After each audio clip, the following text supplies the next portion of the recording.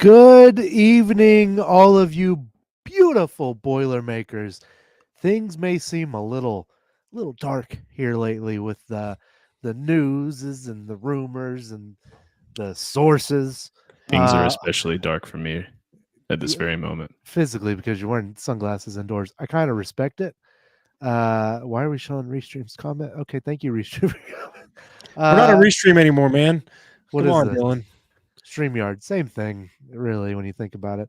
Anyway, Frankie, we got Frankie Wine Dog up there. Little, what is that? What wine is that? Dylan, I love wine. I love quality wine, and True. 9 times out of 10, I would be able to name the wine that's in here. But this is just something I found in the closet. Not literally in the closet, but in where I keep my wine. I had oh, I didn't know I had this, so I'll drink it because it must not be. So I honestly don't know. It had a chicken on the bottle. Had a chicken on the bottle, and it's from Italy. So of course you're so fancy. Like you are Italian. so levels above fancy that I'm not. I'm such a hillbilly. Like it's ridiculous. You're like what a shark. No, what was the steak dish that you named? And I thought it was something else. Filet mignon. I didn't know what filet mignon was, and you're like, it's steak, and I was like, oh, I had no idea. Dylan's like a flaming what? Flaming what now? I don't. We evening don't. Greg. Evening Jason. Greg. Oh, I got to meet Greg in person a few weeks ago. Handsome son of a gun. Oh, is he? Yeah. We were standing next to each other for a solid 30 seconds, and I thought it was him, but I really didn't want to have one of those moments where I was like, Greg, and this guy's like, I'm Jim. Like, that's tough. Didn't want to have, but it was Greg, thankfully. So it's always good to see his handsome mug in person. It's cool when you get to know guys or people in general online, and then you see them in person. It's always kind of nice. It's like Russ. When I first met Russ, I cried for 10 minutes because he's hideous. So Russ, speaking of you handsome devil, how are you, big fella? I'm great now, man. I'm great now. Appreciate that intro. No, I mean, yeah, it's rough times, but basketball season's around the corner. It can't get worse, right? So yeah. That's kind of how us Purdue fans have hyped ourselves up. It's like basketball or hockey had 2 wins this weekend against Miami of Ohio. Big conference wins for the boys. I'm not wearing my Purdue hockey sweater this podcast. I'm wearing shout out to my boy Poppins and the Plastered Penguins. Best name in club hockey. I forget what they call it now. But yeah, no, that's great. It's fantastic. Send me this jersey. It's got my name and number on the back. Shout out to the Plastered Penguins. Good group of fellas there still skating around. Greg says we witnessed the Notre Dame at their body weight. Of course, together. Yeah, so short story. I'll try to make it short. So it's me, Greg, Anish, Dowd, and Jay Money from Boiled Sports. And a few of their children were there who are now like pretty much grown adults now, which is wild. Anyway, we're standing behind where the special is and to the left a little bit. And I see this lady walk out from like her seats. And I remember looking at her and be like, ooh, she looks like she's in some trouble. I was like, she doesn't look good. And next thing you know, I just hear like liquid slap the concrete. And I look behind us, and this lady had just puked and took a concrete nap real quick. I know that sound. I can hear it in my head right now. Oh, it's terrible. Yeah, and like someone emptying a 5-gallon bucket. Yeah, exactly what it was. And luckily, there's 2 West Lafayette Police Department, or it may have been Purdue Police. I don't know how that works. We'll have to need Chris for that one. But luckily, there are 2 cops right in front of where it happened, and they're just like, oh, onto the radio. And they got her in a wheelchair and wheeled her off. But that's a moment I'll never forget. It's just it's tough. That lady, and I think she was a Purdue fan. I don't know. She did come from like the Notre Dame section where most of them were sitting near the special. But yeah, that was tough. Hope that lady's well. She took a good nap after that, and maybe she felt better after. I don't know where Russ went. I think he's on kid duty until his wife gets home. Shout out to Russ' dad Russ. Frank and I don't have that problem. We don't have offspring, so we don't have to deal with all that nonsense. Now I work with 3rd graders for a living, so problem. What? It's a problem? It's messed up, man. They take up all your time. You gotta do this. Oh, good times. Russ, Frank, gentlemen, I know things aren't very good in the Twitter streets right now, and it's hard for people to be positive at the moment. We got people claiming sources out the wazoo. It's quite a factory of sadness in the Twitter streets, but let's try and give the people some positivity. Let's try and bring some smiles. Let's try and bring some happiness, and let's talk basketball. Dylan, I think there are a couple positive things we can talk about for football, at least from the last game. Don't you? I mean, We still got a team. few positive things. We still have a team. I think the fact that we rushed for 240 yards is impressive. We got a question here about sources. What's up with the sources? Unfortunately, we don't have any sources. We don't know, Ball. We aren't connected. We don't know. Yeah, we're not in the know. I was told I don't know nothing. I don't know. Listen, like if you're gonna throw out outlandish things on Twitter and try to stir up the fan base, put your name behind it. Don't hide behind a faceless account. Like I could go on and on for days, and everyone's seen my spat on Twitter, but like, man, all it does is stir up an already stirred up fan base. It does no good. Like, just because some former players are liking your tweets doesn't mean you're Adam Schefter. So, like, let's take a deep breath, relax, and just stick to your shtick and do whatever you got to do. That's all I'm going to say about it because it's not worth the breath. It's not worth the time.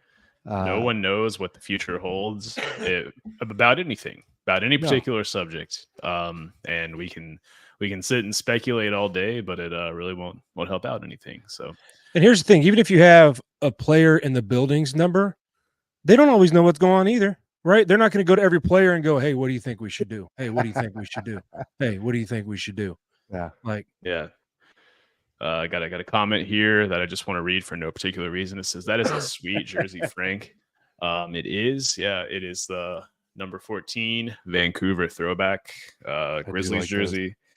It is. It's very nice. Who's that? That is Zach Edey. Yeah, who will make his debut tomorrow. Yeah, that's right. Is that nationally televised, or am I going to have to? No, it's like local. But do they? Don't they usually do like a free preview of the NBA season pass for like the first week of the season? Yeah, but you may want to check your local blackout restrictions for NBA League Pass because Russ, where you and I live, the Grizzlies are one of the blacked out teams. Really? Yeah, we have the Grizzlies, the Cavs, and the Pacers that are blacked out. No way. It is. That's ridiculously stupid. Agreed. And that's why you guys should live here in Ohio. Memphis. You want to know how far Memphis is from us, Dylan? Go ahead and take a guess. How far the drive is? 7 hours. 6 hours. 6 hours. Pretty We're close. blacked out, but it's 6 hours away. Like that's insane. I mean, I can. Granted, it's in the same state, but like I can watch Cavs games. Well, Cleveland's like 4.5 away from me. So, but Cleveland's probably about the same, right, Russ? From us, 5 hours. Roger checking. Yeah, but comment here, it says, you mean Knucklehead Central posts and someone named Boiler Burner aren't reliable sources? Don't know.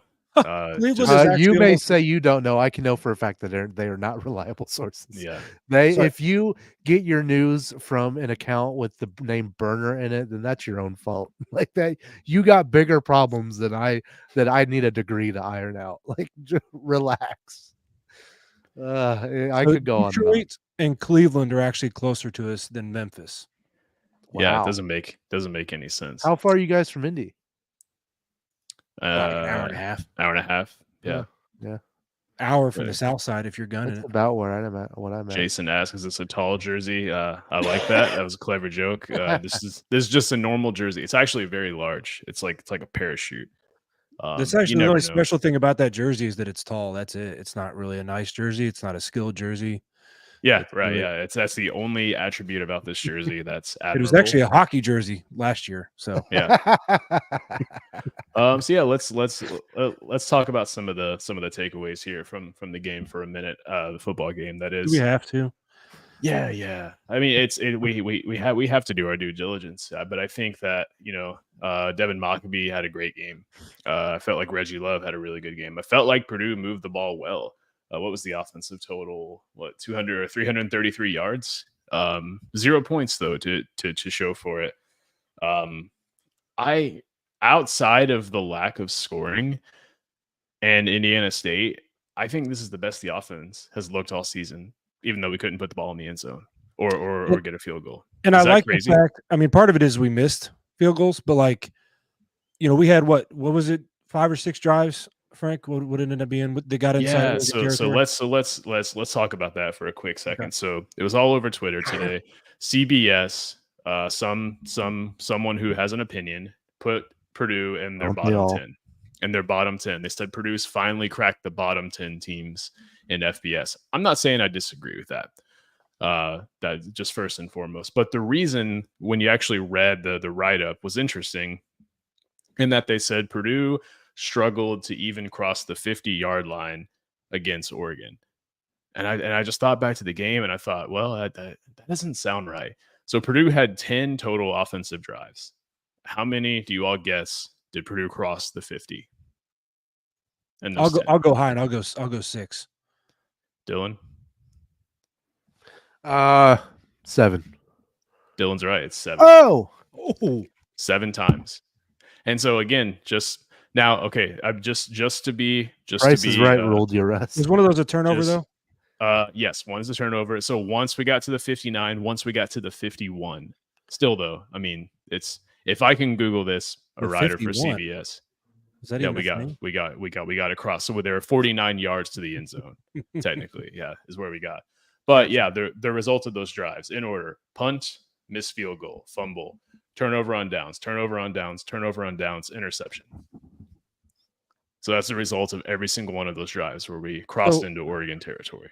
I will say this. I do like the fact that I know we missed a field goal, but I like the fact that we went for it instead of just taking field goals even late, because to me, 35-6 isn't any kind of moral victory, right? And even if we take those, 7 drives, if we got field goals on 6 of them, that's 18, 35-18, woohoo. Like, we got to win the game and we got to score touchdowns to win the game. So I don't mind that they pushed and went for it on those fourth downs to try to get touchdowns, because field goals aren't going to win us the game. And we're at the point where a field goal doesn't all of a sudden make us feel better about, hey, we didn't get shut out. Like, I mean, that's just my opinion. But Cody says he's going to the Pacers Grizzlies game in Indy. Cody, that's the one in, I think it's February or January. I'll go into that one as well. So hey, are any of you guys going to more football games this year? TBD. Greg says right now, Go ahead, planning on Northwestern and Penn State right now. Yeah, I know. I think we go to Penn State. Northwestern's kind of up in the air, but Greg says Fernelli, CBS, that does a CBS bottom 25. At least he's created an algorithm based on it. Unfortunately, doesn't also write the blurbs on each team. Yeah, I assume that's what we're talking about here, which I just read the write up and thought, man, that's awfully. It didn't sound right when I thought back to every drive. I mean, and one was the 3 drives or the 3-play drive where Max Clare unfortunately did fumble. But that just didn't seem right. And he's a huge Illinois fan, of course. Yeah, that's Oh yeah, I will be at the Bucket game. I forgot I got tickets for that. Really, for the enemy territory game, huh? Yeah, I got an extra one if you guys want to go with. I'm going, Dylan. So we'll see you there. Rusty, you want to go? Really? Well, we'll talk. We'll talk on call it a date. Saturday after Thanksgiving. What did you all think? Fatter than normal. What did you all think of Ryan Brown in this game? Dude's quick on his feet. I like him. Yeah, I mean, I think that you saw the difference between trying to pull some of those plays he did against Illinois and pulling those plays against Oregon. I don't think any less of him. We definitely, didn't help him out a lot as far as the receivers went, and even that Max Clare fumble went. But I don't all of a sudden jump out on him like, oh, okay, we thought he was a future. No, he's not. So, what's interesting, Russ, I know you look at PFF. I look at PFF quite a bit. Ryan Brown was sacked 3 times in that game. Do you know how many of those they attributed to the offensive line? I guess it's a trick question. None of them. Yeah. So one thing I do like about PFF is that they differentiate between whether or not the sack was a quarterback's fault or an offensive line's fault, which I feel like 10 years ago was a pretty crazy concept to think about. And I'm a Steelers fan, but I remember Ben Roethlisberger talking about that in an interview, saying that a lot of the sacks are my own fault. So it's like he was trying to take heat off the offensive line. I remember thinking that's such an absurd concept. Like it's no one else's fault, but the offensive line. But you can only expect your offensive line to give you about 3.5 seconds of protection. Mm-hmm. And so, I mean, there was that first sack I remember where he just didn't really make an effort to get out of the way. And but I feel like that was accurate. I feel like, as a whole, the offensive line actually played really well. There was all sorts of film being posted on Marcus Bowe from that game, and supposedly that game kind of increased his draft stock. But just trying to find some positive takeaways and things that we can look to build on. But I really think that Purdue putting up 340-ish yards against Oregon is something to build off of, and unfortunately, that's where we are right now. It's what can we take away positively from each game, and what can we look to build on momentum-wise going forward. Did anyone stick out to you guys defensively? Defensively?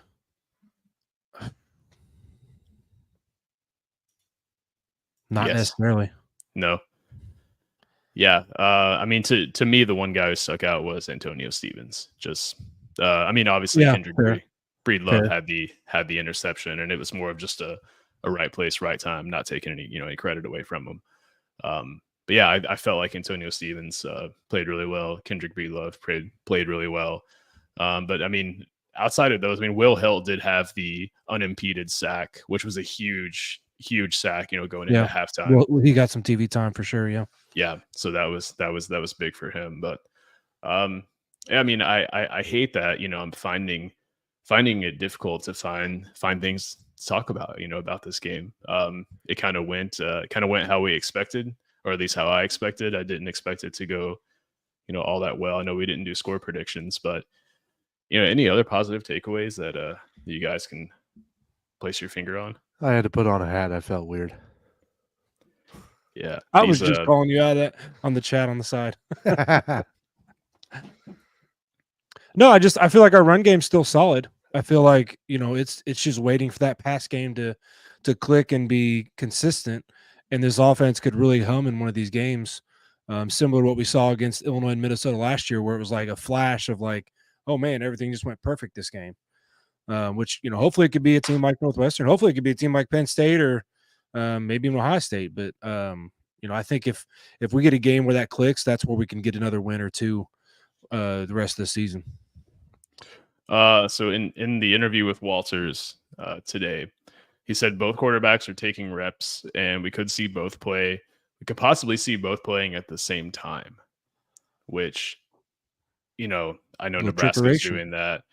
I think back to Tim Tebow. I don't know if I necessarily want to see that. I mean, I trust the guy to make the best decision in terms of what's actually going to be best for the offense. But how do you guys feel about seeing both quarterbacks on the field potentially at the same time?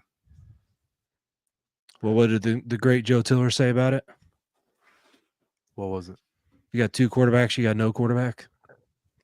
I agree. Two quarterbacks give me nightmares from like the darker, well, I don't know, we're pretty dark right now, but the other darker years of Purdue football. So it's rare. The only time I can remember working for us especially was Sindelar and Blau. Yeah. That was the only good time.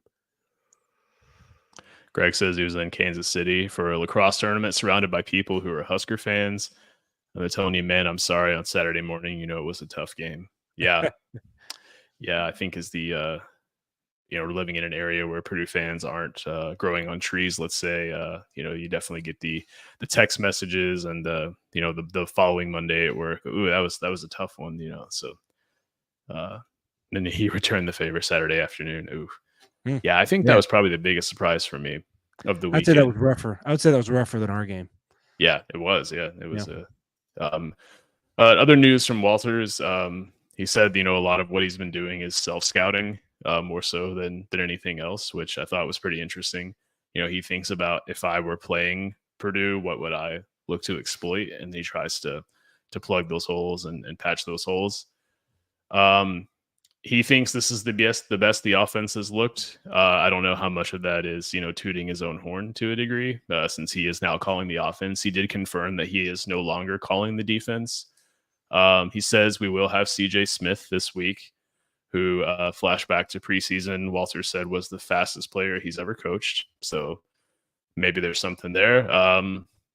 And let's see, Nyland Green, he said is improving much faster than anticipated. He sort of made it seem like we wouldn't see him again this season. So TBD on that front. But that was really the main takeaways from the interview today. But how do you guys feel about, what CJ Smith could bring and Nyland Green possibly coming back this season? Yeah, I mean, anything new at this point, we'll take it. I think that it says something too that we're having 7 out of 10 drives go into the Oregon side of the field against a team like Oregon of that caliber. That does say something about how good it looks, but it's all about getting to the end zone, right? It's all about points. Just kind of like you are what your record says you are. Your team performed. Really, how many points are on the scoreboard? So. Uh-oh. Did we lose Dylan? Oh, I didn't know if that was me or him. Yeah, I've got the old man internet he always makes fun of. No, so. he's it's like he's loading. But yeah. Yeah, interesting. Let's see what happens there. So Russ, is it time to transition sports? Sure. Yeah, let's go ahead and play those ads, and maybe by the time we get done, Dylan will be back. All right. We'll see you guys on the other side of a couple commercials here. It's about a minute and a half, so nothing too crazy. And yeah, we'll be back after a couple messages from our sponsors here.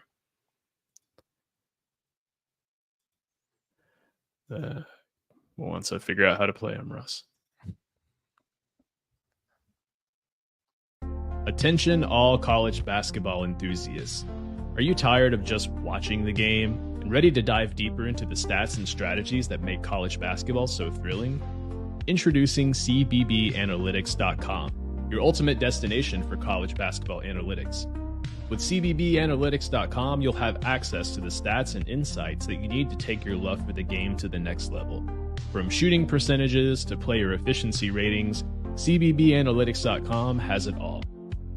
Get detailed player profiles, in-depth team analysis, player and team shot charts, and even in-game trends available all at your fingertips. Do you want to know how well Purdue shoots above the break threes with 10 or fewer seconds left on the shot clock? CBB Analytics has you covered. You want to see how different lineups perform in different situations? CBBAnalytics.com has you covered. You can get a free tier subscription, which allows you to see stats for just one team, but if you truly want to elevate your game knowledge, be sure to check out the Pro Tier subscription, which allows access to all 362 Division I teams. One of our favorite features is the in-game streaming system, which displays real-time stats, analytics, and even shot charts during live games. If you're ready to expand your basketball knowledge, check out cbbanalytics.com today.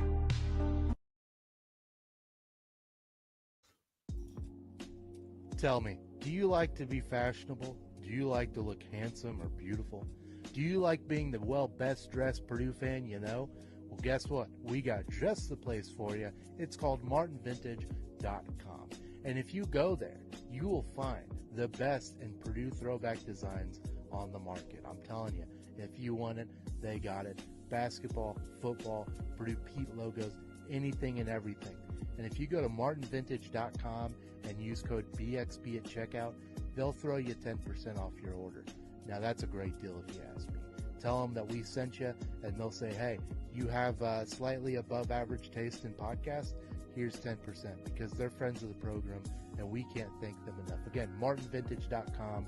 Use code BXB at checkout for 10% off. Boiler up.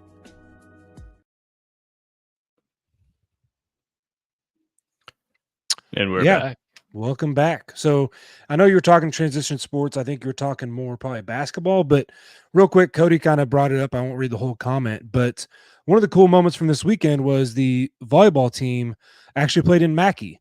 Not their normal home, not their normal venue for home volleyball matches, but they set a Big Ten record for most fans in a Big Ten the Big Ten volleyball match. I know there's schools like Nebraska has done a volleyball match in their football field and set a big record, but this is the record for a Big Ten volleyball match. And they're ranked top 10 in the nation. So they're looking pretty good. Dave Shondell is, basically the Matt Painter of Purdue volleyball, right? Like they've put out consistent product after consistent product that is top 10 in the nation. And hopefully this is a year they can break through and get to the Final Four or even win a title. Yeah, awesome. It's really awesome to see how much the fan base has embraced just really Purdue sports as a whole. And then to pack Mackey for a game is pretty sweet. So yeah, it's really, really encouraging and exciting to hear. Yeah, I mean, it just shows that, obviously football fans have shown up well despite our record. Mackey just sells out now for like the 15th, 20th, whatever straight season now. And even for volleyball, they're packing it out. And I know they pack out normal volleyball games, but they even packed out Mackey for this one. So that was cool to see. So, but we do have basketball coming up. Very shortly, very quickly, as a little bit of a reprieve from the pain and the wounds we've suffered in football. So I know we're all excited about that. What was there? There was some practice footage or some scrimmage footage that came out. And Frank, what are your initial thoughts on that? On what came out? Maybe what you noticed on lineups or who did what? What stood out to you? Yeah, I was really surprised. Really, the main thing that stuck out to me was, I think when I watch basketball, one of the first things I want to look at is the actions that are being run. I think I was surprised at the amount of pick and roll that we saw. I mean, we saw, pick and roll at the top of the key with some sort of weak side action going on right into an empty side pick. I mean, so there was just so much pick and roll going on. And then, I saw an interview with Painter earlier today where he said, don't be surprised if Braden actually leads the country in pick and roll ball handling, number of plays, involved in pick and roll. So it sounds like we're going to be a pick and roll heavy team, which I obviously trust the heck out of Matt Painter to do what is going to put his guys in the best position to succeed. I think from a scoring standpoint, seeing CJ Cox score really well and be as efficient as he was really encouraging to see. I think Braden struggled a little bit shooting from deep, but from what it sounds like, a lot of that had to do with Sha'Carri Harris, giving him a lot of problems defensively. And I've heard he was a defensive menace. It's hard to draw a ton of conclusions with just seeing little snippets here and there. And then just looking at a box score. But it sounds like from people who were there and the accounts I read, Sha'Carri Harris was pretty good defensively. I was a little surprised that we didn't see more from the bigs, that being Berg and Jacobson. I think we saw kind of what we expected from TKR. He did step out and hit a couple of big shots from the perimeter. But I don't know. Those are kind of my initial takeaways, Russ. What about you? Yeah, so I'd asked you kind of offline before we came in if you noticed something about Braden that might change this year. And I know people have their opinions on whether he's going to be the guy that's 20 points a game plus, or if he's going to be a guy that assists like crazy and maybe even touches close to double-digit assists a game, or what he might do offensively. But what stood out to me on those scrimmages is his defense and the steals that he's had, the takeaway, the stolen passes.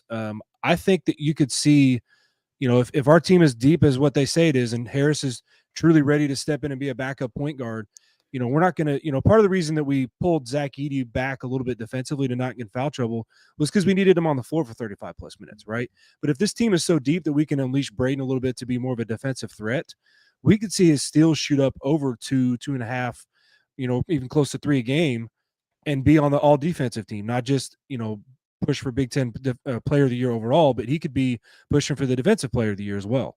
So that's one thing that stood out to me. And then the shooting did stand out, especially by the freshmen. I think this team really is going to be elite shooting. I think you could see something similar to what happened when the big four, like, Mathias, Thompson, Haas, and Edwards, when they left, and we became kind of a guard-centric team, and you saw Carson and Klein just go off, and we've got more than just 2 shooters on this team. And when you open that up and then you get TKR down low when they maybe have to play a small ball against us, TKR can just feast at any given moment then. So I think this team's going to be more balanced. I think it's going to be not really any kind of a step back. I'm surprised that we're ranked as low as we are in the AP. I wouldn't have put us outside the top 10 until you prove it. It seems like they do that with every other program. If you're at Kansas or North Carolina or Duke and you came off what we've come off, a Final Four season, they wouldn't dare put them outside the top 10. But once again, Purdue gets disrespected, but as soon as we show that we're the team we've always been under Painter, people will go, "Oh, that's not anything special. The Painter always does that." Like, oh, well, you doubted us, right? Like you put like 4 or 5 teams from the SEC above us. You put like 4 teams from the Big 12 above us, including teams that we've beat the last several years, coaches that Painter has beat the last several years. Gonzaga's ranked higher than us, even though we beat him 3 times in the last 2 years, but it's all because we've lost Edey and now we're not going to be great. But then as soon as Painter does it, people will go, "Oh yeah, we expected that." Yeah, I mean, so looking at the box score here, and again, it's I put zero merit into these intra squad scrimmages and the secret scrimmages, and even honestly the exhibition games, because a lot of these are simulated scenarios. Maybe not the exhibition games, but I heard that there was like a 10-minute stretch where Purdue just played zone. So we're just trying to show different looks, trying to see how your team responds against different looks and that sort of thing. So it's not, it's not an actual game is really what I'm trying to get to. And it's not even set up like an actual game. I know Painter's talked about in some of the secret scrimmages in the past, the other team's players getting 7 or 8 fouls and him saying, "No, stay in the game. I want my players to, to play against elite talent," and that sort of thing. So, but leading the team in scoring was Fletcher Lawyer. 17 points. He was 3 for 7 from 3. CJ Cox, second, 15 points. He was 3 for 4 from 3. Pretty impressive. Braden Smith had 13 points, 1 for 7 from 3. Again, not his best performance from a percentage standpoint, but I mean, I like the fact that he took 7 threes. That was encouraging to see. Miles Colvin, 10 points, 2 for 7 from 3, 4 for 13 from the floor. Not the most efficient day, but again, good to see him be aggressive and look for his own shot. TKR 4 for 8 from the floor, was 1 for 3 from 3 for 12 points. Raleigh Burgess 4 for 6 from the floor. He did have 7 total rebounds and 13 points, 0 turnovers as well. I think as a team there was 16 total turnovers, and again, it's hard to judge when it's Purdue on Purdue. Is that good defense? Is that sloppy ball handling? I mean, it's hard to tell. But the real test will come on Saturday, Russ, when Purdue plays Creighton at Creighton. For anyone who doesn't know, in order to watch that game, I think you have to. It's like a gocreighton.com or something like that. There's a website you have to go to and pay to actually watch it, but it is for a good cause. It is for charity. I think it's something like $5.99, if I want to say. You got to be careful though, Frank, because you're kind of breaking your own rule a bit there. In that, I don't know that it's a true test. So keep in mind, a lot of people are putting a lot of weight in these scrimmages, especially now that they are televised, now that they are selling tickets or letting people inside the game. You see like UCLA lost to, what was it, Texas San Antonio or UTEP or something, but nobody on their team, I think one guy played over 23 minutes on their team. So keep in mind, like there'll be some good tape and we'll see some good concepts, but I wouldn't put a whole lot of stock in what necessarily the box score or the final score says in that game Saturday. Yeah, and I think we saw that last year against Arkansas. Didn't they? I think they only rotated 8 players, and one guy only played 5 minutes or so. Mm-hmm. I mean, it was a sold out game, but really, I mean, I truly believe that game helped shape last year's team because they saw adversity early. They were in a hostile atmosphere, a sold out atmosphere, and they lost. They lost in overtime. And Painter said at the end of the game, I'll never forget, he said, and the great thing about this is it means nothing. It means nothing. It meant something because it got Musselman to the Big Ten. So we got him a promotion. Even from the SEC to the Big Ten, upgraded basketball conferences there. So that's true. Yeah. Did you see? We even got Arkansas a better coach. So Purdue just helps the basketball world all the way around. You get promotion, you get more money. Like Purdue you're welcome, college basketball. How many coaches have gone on to get better jobs after beating Purdue too? It's Tobin Anderson, Chris Beard from Little Rock. Yeah, you're welcome, all you guys. Shaka Smart even got some better paying jobs after VCU. Yeah, that's I didn't think about that. Yeah. And now he's getting paid dividends with the home and home with Marquette every year. So yeah. Greg says Nebraska Public TV is carrying it locally. If you stream, not sure a VPN could get the local PBS station. Yeah, I did see if you're in the state of Nebraska, you can watch it locally on TV. Yeah, I'll be traveling, so I don't know if I'll be able to watch it or if I'll be able to go back and watch it after the fact. TBD on that front. But Greg, we're gonna need you to Connor Stallions that for us. We need some. yeah, we'll just need a play-by-play. Facebook Live that or something. Help us out. We'll need an in-depth play-by-play. But what do you expect to see, Russ? Do you expect to see? Oh, we got Dylan back. Dylan, how you feeling, Dylan? I'm good. I had a cold like a week ago or 2 weeks ago, and I've been wheezy. And every time I spoke, I could just hear my fat self like wheeze into the mic, and I'm like, nobody wants to hear that. So I think we hear it every podcast, but it's okay. What? You want to fight, dog? You want to fight, Russ? Let's go, buddy. Let's go. It'll look like that Step Brothers scene where they're trying to like high five and hit each other at the same time. So Cody asked a question here. It says, I have a question for Frank. Have we ever played Creighton? Which this would actually be a question for Russ as our resident historian. But we've played Creighton one time. I think this was Russ was right out of college, 1961. Holy crap! Yeah, Russ Creighton. Was in his prime. Yeah, we won. Purdue won 91-72. It was at home. So that was so we are 1-0 against Creighton. Played them West Lafayette, January 4th, 1961.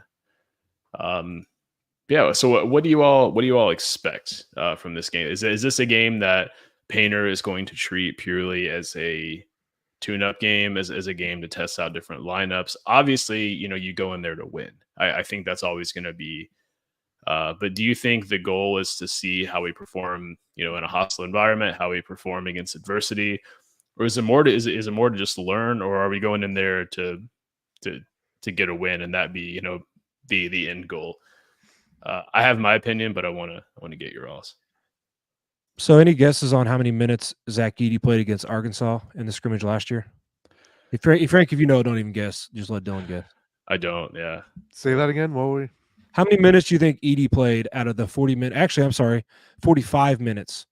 Out of 45 minutes against Arkansas last year, how much do you think Edey played? 44. Frank? I'm going to guess low. I'm going to guess 30. 24. Wow. Okay. Oh, I meant 24. You just had the wrong number at the front there. Yeah.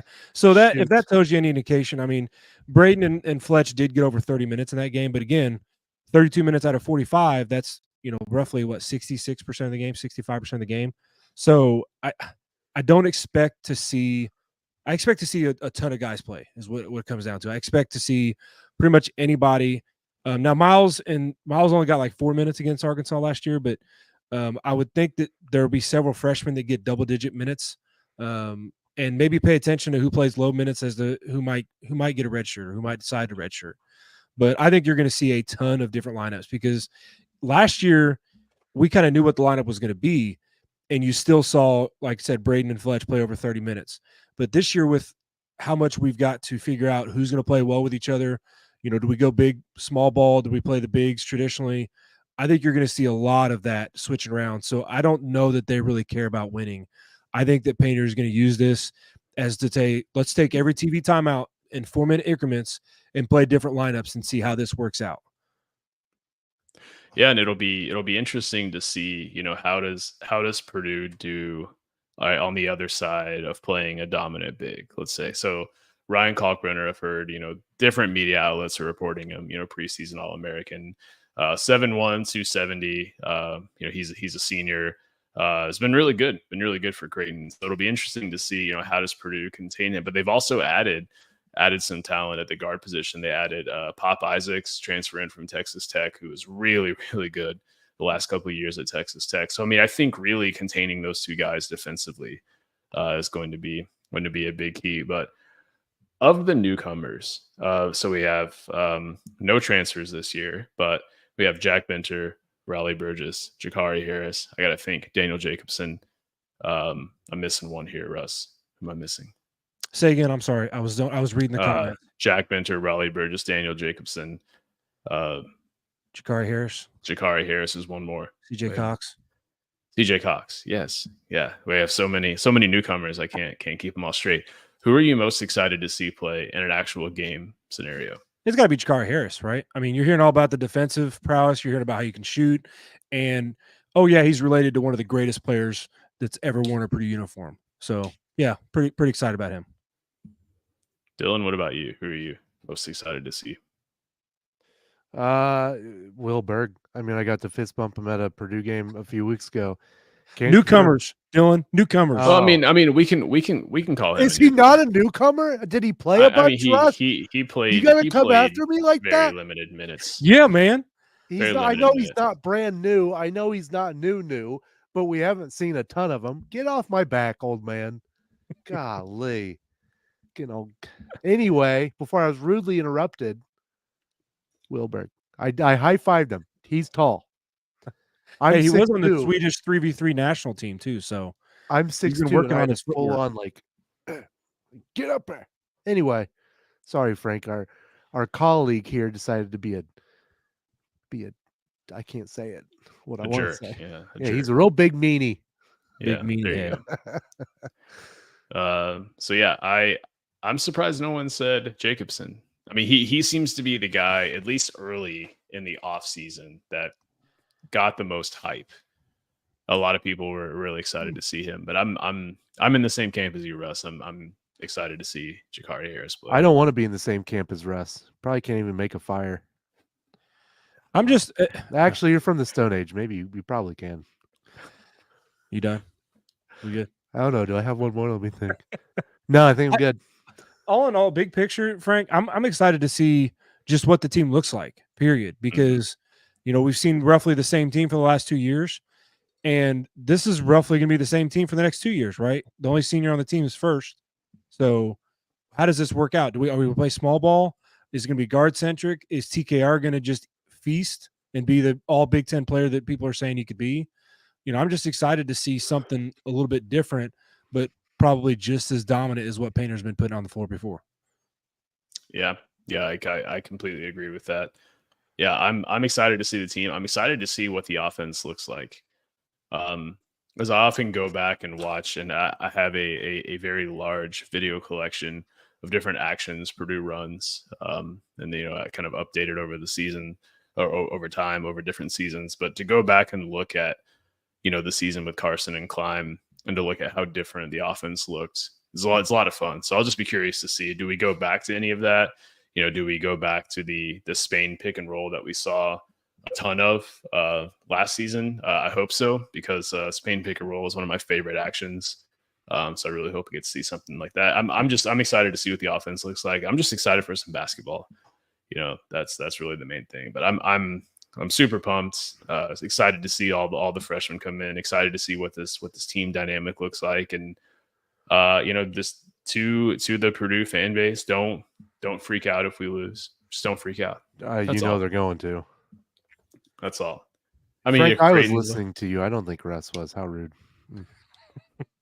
Hey, I know it's because Russ draft. I know it's because Russ is taking notes and preparing. Are we doing were we doing a draft? Oh yeah. Yes. Yeah. Oh yeah. We know I'm always really good at those. Greg asked, would we be surprised there's a 4-minute stretch with mostly new guys on Saturday? Paint will try a ton of different lineups. No, I would not be surprised at all. And I mean, I think that Greg, it sounds like you're in. I'd be semi-surprised. Sorry to interrupt, but I think he's still going to be very strategic and plan out how he does these lineups. And I don't think that we'll see an all newcomer lineup during the season. So there's, as much as this is a, play with the lineups and see what we got, there's only 40 minutes, right? You've only got, before you know it, it'll be over. And so you got to be very intentional. Like, obviously Miles Colvin only played 4 minutes last year in the secret scrimmage. So he's not going to just let these newcomers play 10, 15, 20 minutes, all of them. Like, so I'd be surprised a little bit if they played all newcomers at any point. All right. Last mini question here. Who redshirts? Again, we have Jack Benter, CJ Cox, Raleigh Burgess, Daniel Jacobson. So we got Benter Jakari and Harris. Cox. Benter and Cox. Isn't that interesting? I don't know. Yeah. I mean, that's a totally reasonable answer, Dylan. I'm gonna say those two. I think we do see 2 though. I think we got to see 2. There's only so many minutes to go around, and I think we can see 3. yeah, that's what I'm saying. You could see at least. I think at least 2 is given because you talk about minutes. Braden, Fletch, and TKR should all be getting 30 minutes or more a game. So that doesn't leave a whole lot left for everybody else to split. Oh, good to see my family doctor is listening. Hello, go. Dr. Barry. Okay, what are we doing here, Frank? Come on now.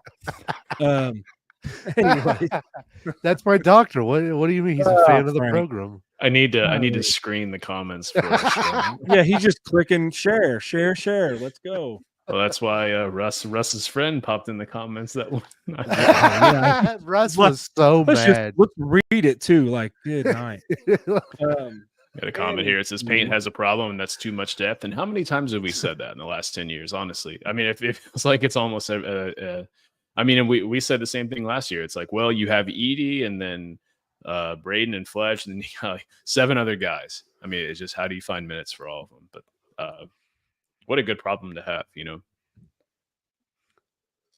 Absolutely. Okay, so you guys want to go ahead and do the draft? We're at 46 minutes, so yes. What is the draft? We're gonna do 3-on-3 with the current roster. Speaking of how much depth we have, we're gonna go at least obviously 3 each. We might go 4th. We'll see how it goes. But I'm gonna go ahead. Let me grab this wheel here, and we'll kind of. Your wheel is always. Oh, I got the first pick. That name is my favorite. I'm not redraft. I respun it for the online franchise. It's because your wheels are always rigged. Frank, please take this off the screen. Negative. Oh my goodness. God, our listeners are creative. Man. I wonder if that's the guy with this. Are these the sources that? Anyways. Yeah. Doctor and Mr. Girth are his sources. Oh man. Okay, so I'll let you guys prepare here by. Let's do 2nd and 3rd here. 2nd, we've got. Oh man, it's Frank. Dylan's gonna hate me now. Oh my God, it's rigged. Hey, but no, it's a you get snake, the first right? guy to be picking 2 players. So first off the board, I feel like it's Braden, right? I can't even try to act like I'm going to take somebody else. So I'm going Braden up first. Do it all. Like I said, I think his defense is much better this year. Obviously, we know his scoring is his assist is, but yeah, I'm gonna go Braden. Yeah, I'm gonna go TKR. Okay. Dang it! I was gonna get TKR. You thought I was gonna take Fletcher, didn't you? Yeah, no, I thought you were gonna take Fletch, so I'll take Fletch. Okay, going fast. And you get another one there. Yeah, snake. So you get 2. Will Bird. Okay. Oh. Okay, Frank. Who you pairing with Trey Coffin in there? Cam Heidi. Give me Cam Heidi. I didn't know he was from Utah.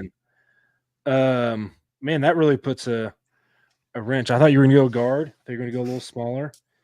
Well, this is the first pause of the draft here. Oh, it's so obvious. Why do you have to think about this? It's obvious, huh? Yeah. So I think obviously I need a big here and I need a wing guy to kind of. I can't take make Jimmy. It a balanced roster. So, man, oh hey, man. Frank, good news, Girth. Mr. Brooks. That's the same. Just asking it.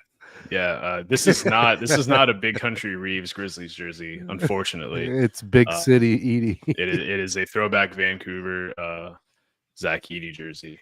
That was a good guess, though. Really good guess. Oh, we're gonna be laughing about these names for a minute. What a creative bunch we have to listen to this program. Russ, did you make your pick? Old man, Jesus, etch in your stone and hurry up. I'm gonna go with my big first, and I'm gonna go nursing home kicks you out at 10. I'm gonna go with the player we were talking about earlier, a little bit as far as newcomers go, and who we're excited to see. And I'm gonna go with Jacobson. So I get my big here, a little bit athletic as well. He can move around. And as much as I want to go Colvin, I also want some more defensive prowess. I don't want to put it all on Braden. And one thing that's maybe a little underrated about this player was also underrated about Ethan Morton was that Ethan Morton wasn't just a great lockdown defender, but he was 6'7", right? Like he was a long dude to be locking down guards. Now, he's not big, but he's 6'3". He's not a small dude. So I'm going to go with Harris, and that way it kind of locks down the perimeter, gives me 2 great scorers out there with Jacobson down on the post. Well, this is going to be a very odd team for me.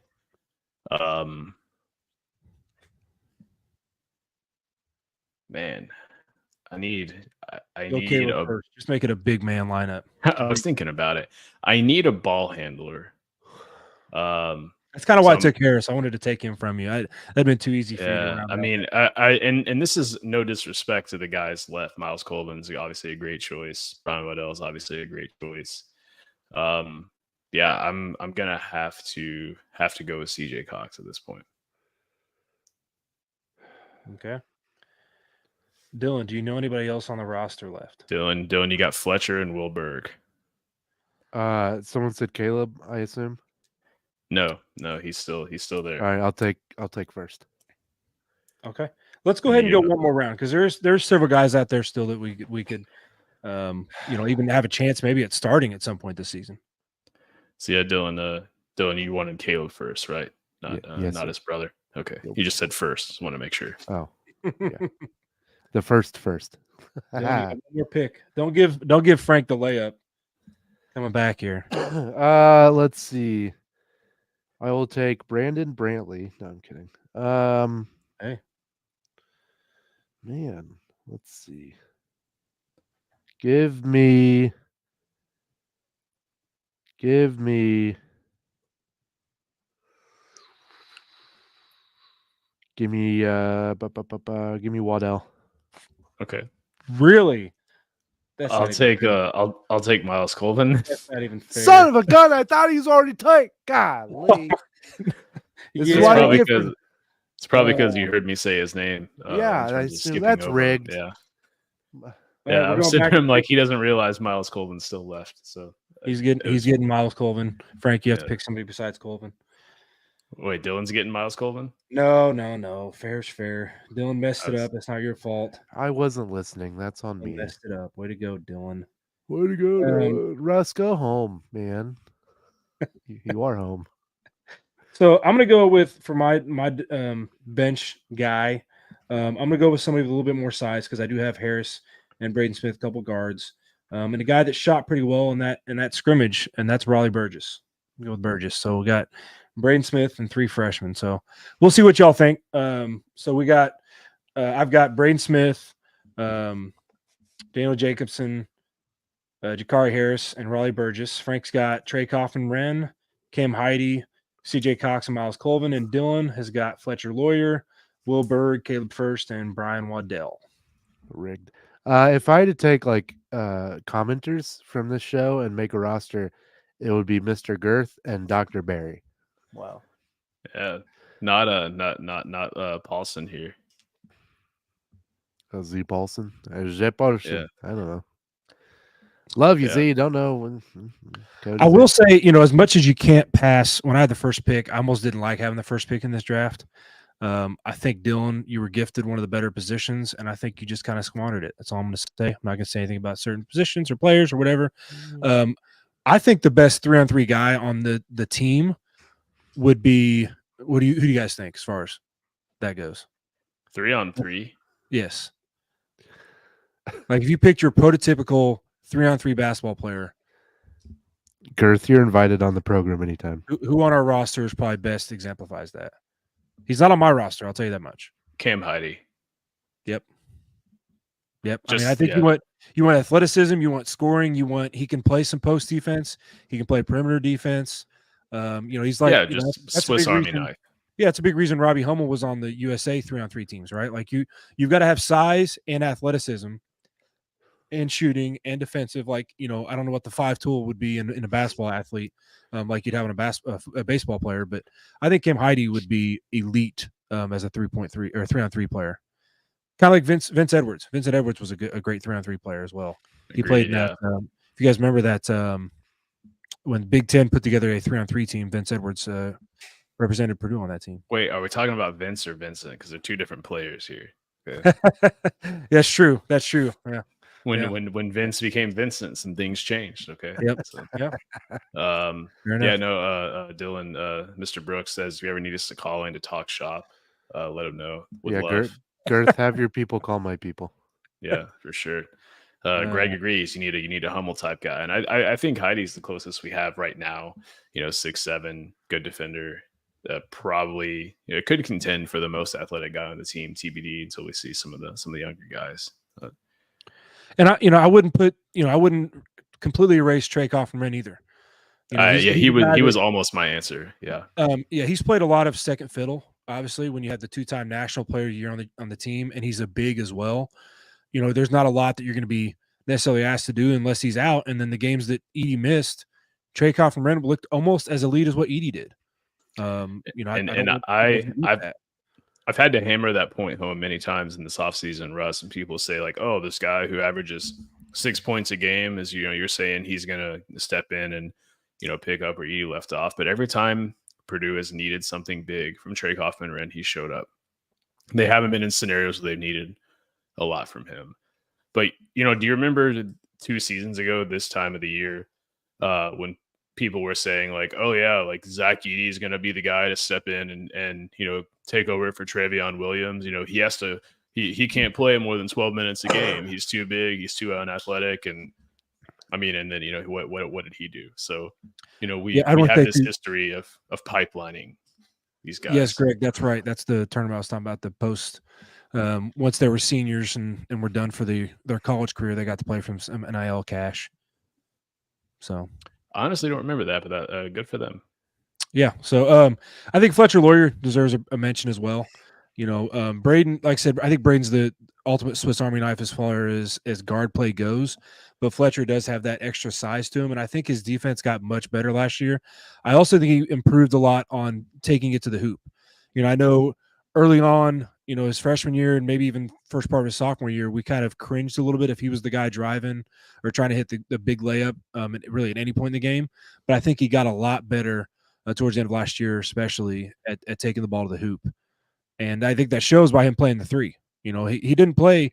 A lot of people don't realize that people want to just dismiss him as the number 2 guard, and he's going to be the shooting guard this year, and we're going to start, Heidi or Colvin and then 2 bigs with them. No, like Painter made it a point to say, no, Fletch was the 3. Like Lance Jones was the 2, Braden obviously the point, and Fletch was more that wing player because he had the size that he could guard a wing defensively, and he could also put the other team's wings in a difficult position as far as trying to help off of him, and that's why he went off in some of those big games the way he did. So I think he'd be a good 3-point or 3-on-3. I want to say 3-point shooter, but 3-on-3 basketball player as well. I got a comment here from Cody. Had a question about the wedding, thinking about getting a Purdue vest made for the guys. Are we cool with that?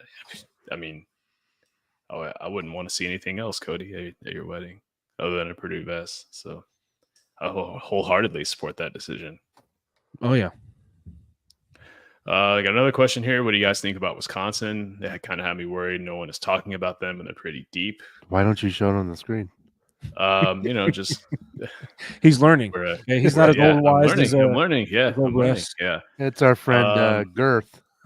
Yeah, my thing about Wisconsin, and this is my thing about Illinois, my thing about Indiana, is that when you lose so much to the transfer portal like they did, obviously everyone knows the AJ Storr saga, right? They lost Chucky Hepburn.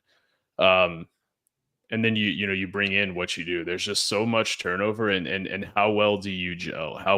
What's the chemistry like?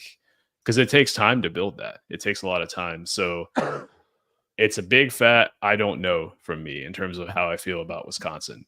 I mean, they do bring back Max Klesmet, who didn't have the best season last season, but had a really good season the year before. They do bring back Stephen Crow, who's been just a thorn in our side historically.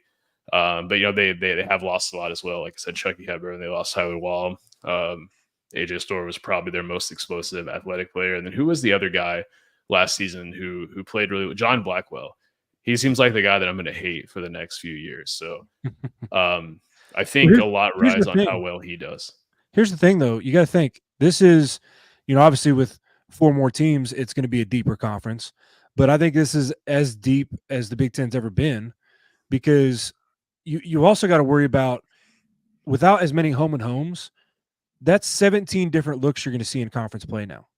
right? Not 11, not 10, not 9 or whatever it used to be back in the 90s, early 2000s. Like, you don't get to see every team twice anymore, which means it's going to be a lot harder to game plan for these opponents. It's going to be a lot harder to scout and know what to expect from these opponents. And I think that makes it harder to be much more dominant in the Big Ten unless you're good at what you do. And that's one thing that Painter has been really good about.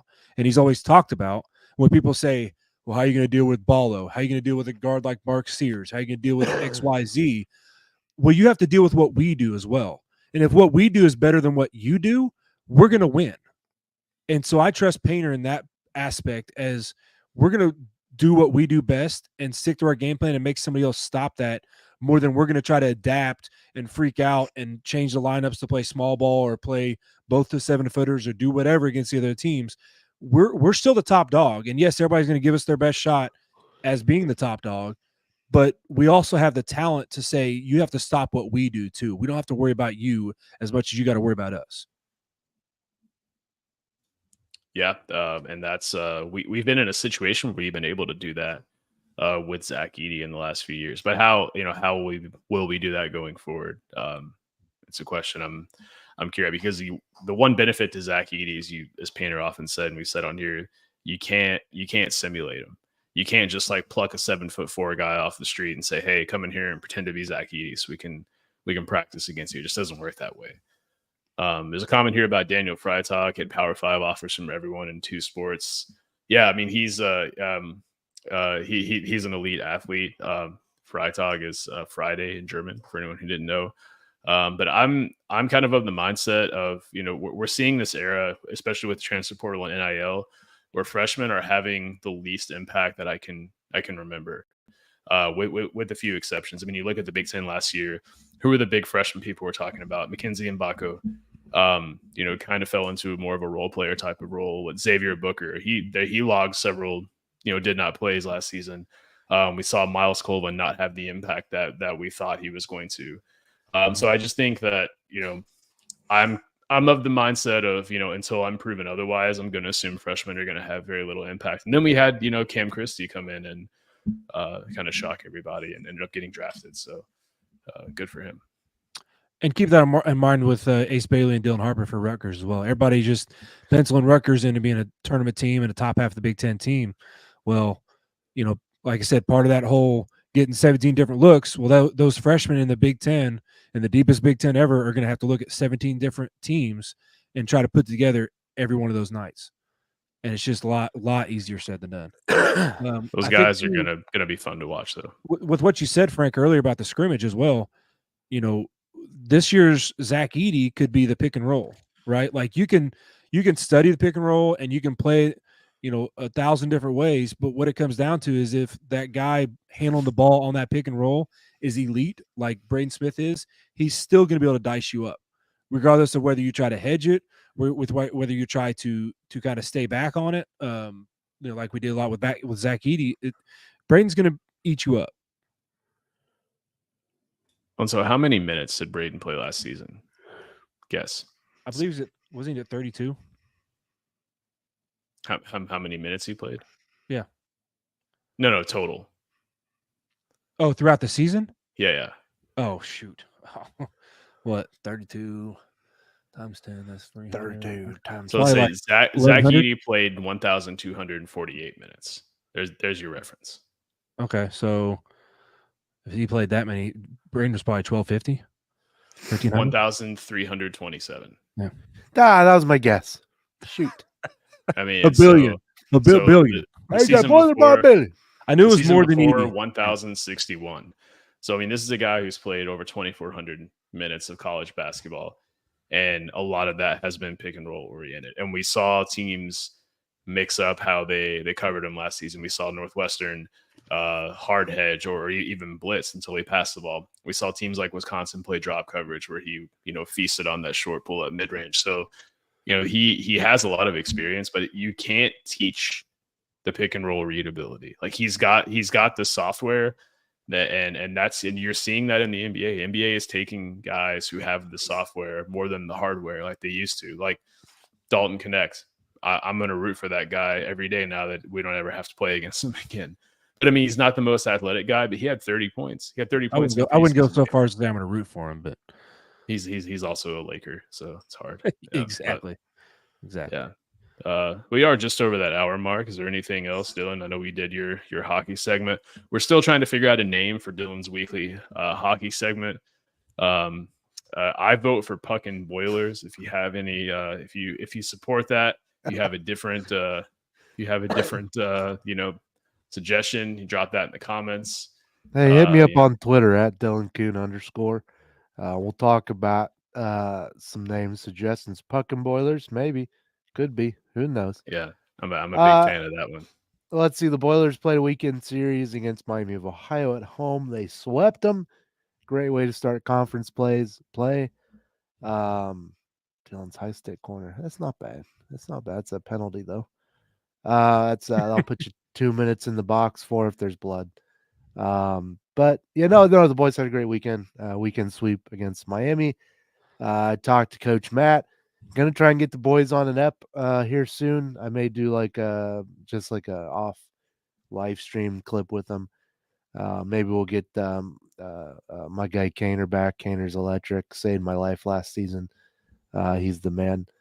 So yeah, no, the boys are looking really good. They had a slow start to the year. They put up a couple wins against Miami of Ohio, so they're looking good, getting it all together. It takes 2 games to gel, and they're doing that.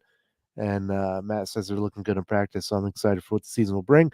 I believe it's early January. They come to Oxford, Ohio, which is like 40 minutes from my house. So I'm gonna try. That's gonna be a big opportunity. I really want to try and take some gear over and maybe mic them up during a game. Or is that south, like outside of Cincy, or Dayton? It's close. Well, it's right in between Dayton and Cincinnati.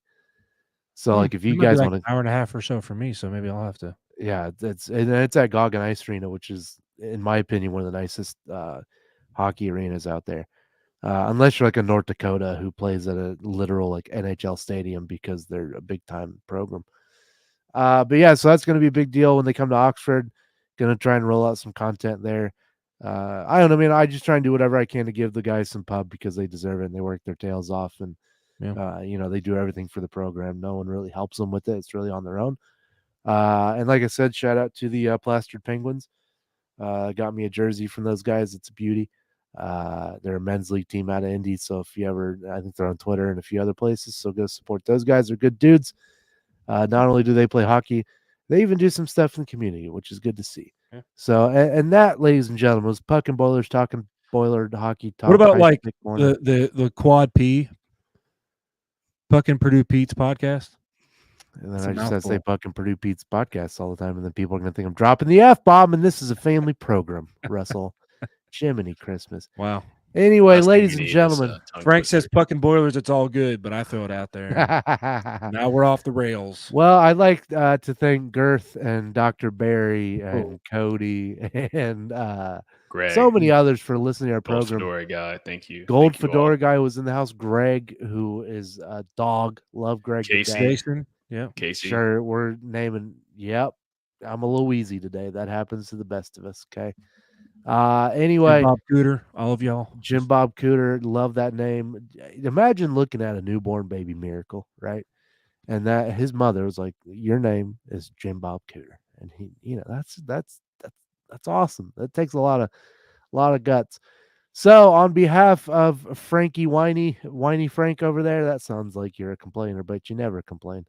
Bougie Frank, Fancy Frank, they call him in the streets.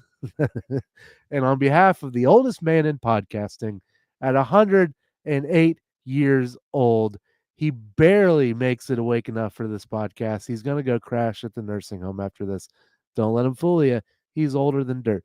And your boy, DK, the director of morale here at the Boiler Express podcast, and Chris and Damon, who couldn't be here tonight. What? We thank you all for listening, and we love you very much. And remember, most sources are bullshit. Okay. Good night, everybody.